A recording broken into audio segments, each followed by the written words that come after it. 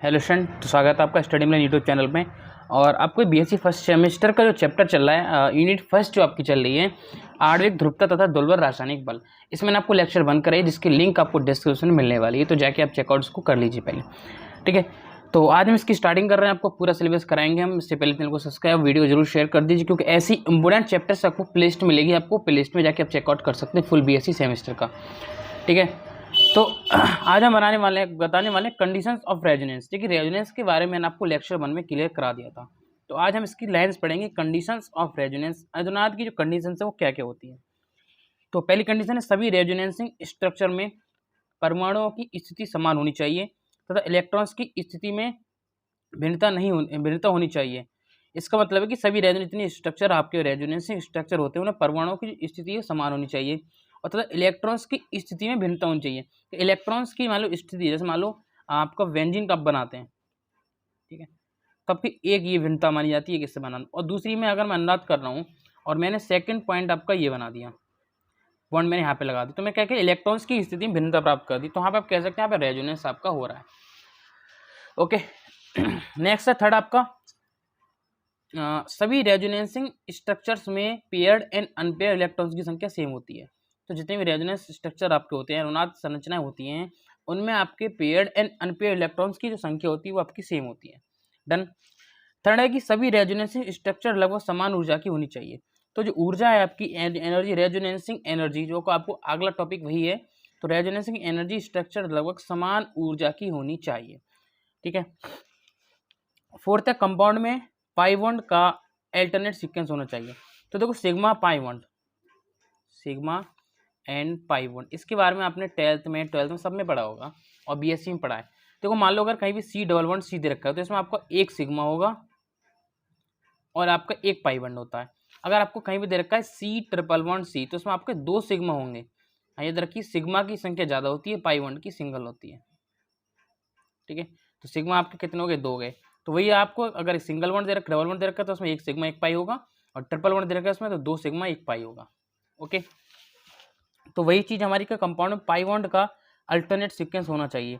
तो इसमें सिंगल है, देखो पाई बॉन्ड है, एक दो तीन चार पाँच में पाई बॉन्ड आ रहा है, और ट्रिपल बॉन्ड जाता हमारे, तो इसमें अल्टरनेट का नाम आपका नहीं होता। ओके, फिफ्थ पॉइंट देखेंगे, यदि पाई बॉन्ड अल्टरनेट सीक्वेंस में प्रेजेंट नहीं है तथा पेयर्ड इलेक्ट्रॉन उपस्थित है। मान लो अगर हमारा जो अल्टरनेट क्रम है पाई बॉन्ड का सीक्वेंस में प्रेजेंट है ही नहीं हमारा, और जो पेयर्ड इलेक्ट्रॉन आपका वो उपस्थित है, तो रेजोनेंस होगा। देखो, इन्होंने क्या किया कि CH2 double bond CH single bond, यहाँ पे हमने क्या किया, ऐसे एक पॉजिटिव ले लिया, दूसरा इलेक्ट्रॉन माइनस ले लिया, तो नेगेटिव पॉजिटिव बात वही है। जैसे हम क्या करते हैं, मान लो C है पॉजिटिव, मतलब इसने एक इलेक्ट्रॉन क्या दे दिया, दान दे दिया, और C नेगेटिव का मतलब होता है इसने एक इलेक्ट्रॉन ले लिया। तो हमने क्या किया, दोनों को क्या कर दिया, बराबर कर दिया, carbon plus carbon negative. Okay, अब पढ़ेंगे 6 पॉइंट। यदि पाई बॉन्ड अल्टरनेट सीक्वेंस में उपस्थित है और आवेश मुक्त इलेक्ट्रॉन तथा इलेक्ट्रॉन युग्म की उपस्थित है, आपको आवेश युक्त इलेक्ट्रॉन तथा इलेक्ट्रॉन युग्म या इलेक्ट्रॉन पेयर भी उपस्थित है, तो वरीयता पाई बॉन्ड को दी जाएगी। ठीक है, अब देखें कैरेक्टरिस्टिक्स ऑफ रेजोनेंस, जो आपके रेजोनेंस की कैरेक्टरिस्टिक्स है उसके को समझेंगे। तो पूरा आप जो मैंने लेक्चर 1 में, लेक्चर 2 में यहाँ तक मैं कराऊंगा, आज जो 2 लेक्चर आपके हो जाएंगे वो पूरा आपका अनुवाद का एक लॉन्ग बन जाएगा, और यहाँ से आप शॉर्ट भी देख लेंगे, शॉर्ट क्वेश्चन भी आपके वहाँ से मिल जाएंगे।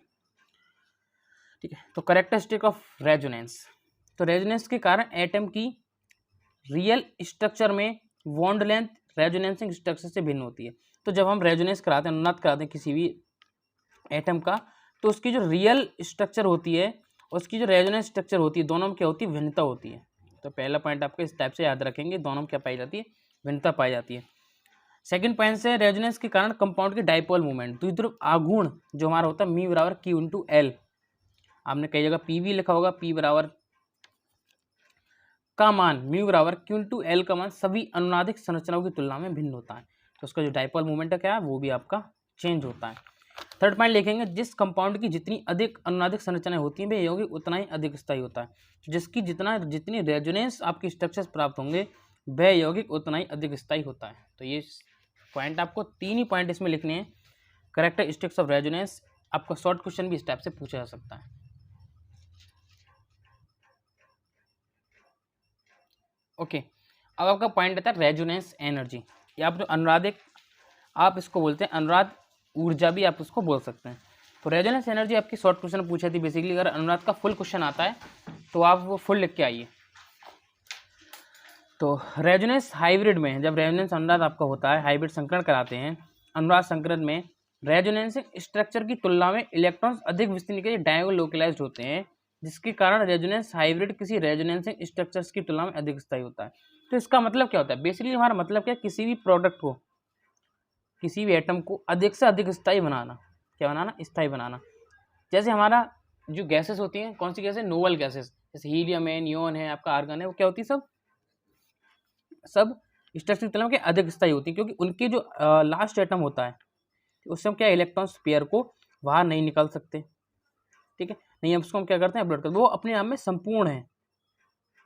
ओके, तो ऐसे हम क्या है कि रेजोनेंसिंग हाइब्रिड में रेजोनेंसिंग स्ट्रक्चर्स की तुलना में इलेक्ट्रॉन्स अधिक विस्तीर्ण डायोलोकलाइज्ड होते हैं, जिसके कारण रेजोनेंसिंग हाइब्रिड किसी रेजोनेंसिंग स्ट्रक्चर्स की तुलना में अधिक स्थायी होता है।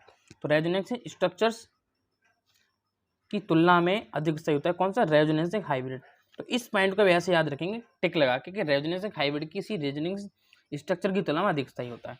एग्जाम्पल, बेंजीन का रेजोनेंस हाइब्रिड केकिल।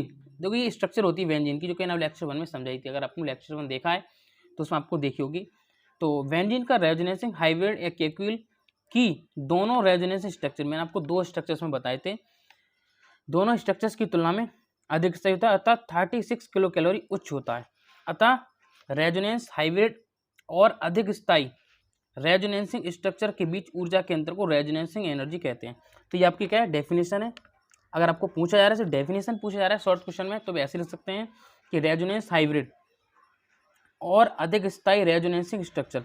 तो रेजोनेंस अनुनाद हाइब्रिड संकरण कराते हैं, हाइब्रिडाइजेशन जिसको हम बोलते हैं। तो रेजोनेंस हाइब्रिड और अधिक स्थायी रेजोनेंसिंग स्ट्रक्चर के बीच के अंतर जो होता है, तुम्हारा किसके अंतर बीच? रेजोनेंसिंग हाइब्रिड और रेजोनेंसिंग स्ट्रक्चर के बीच ऊर्जा के अंतर को रेजोनेंसिंग एनर्जी कहते हैं।